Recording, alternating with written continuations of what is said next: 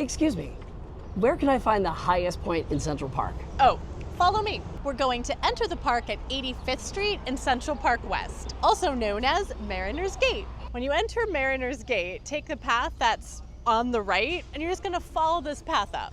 You're gonna get to a fork in the road, stay on your right. Summit Rock, we're on the right path. Found someone's toy? Well, when you get to this fork in the road, stay on the right as well. This is the top of Summit Rock, the highest natural point in Central Park.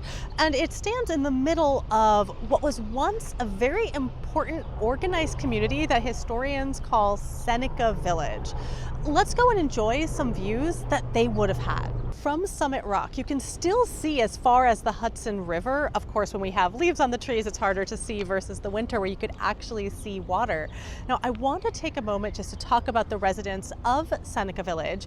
It was home to several different groups of people, but what was really important about it, or one of the aspects that was so important, is it was one of the only areas in New York City where African Americans could own property. And at the time, you had to own a certain amount of property to vote. 1/10 of New York City's Black voting population lived here in Seneca Village. In the 1850s, in order to create Central Park, New York State used the power of eminent domain to force the residents of Seneca Village out. Now, they did pay the residents of Seneca Village for their property, but many believe that they were not fairly compensated, that they were very much undercompensated. And historians are still trying to figure out what happened to most of the residents of Seneca Village.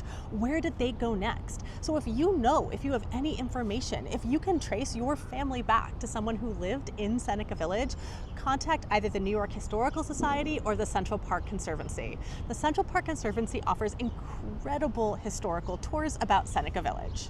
For more NYC, follow me.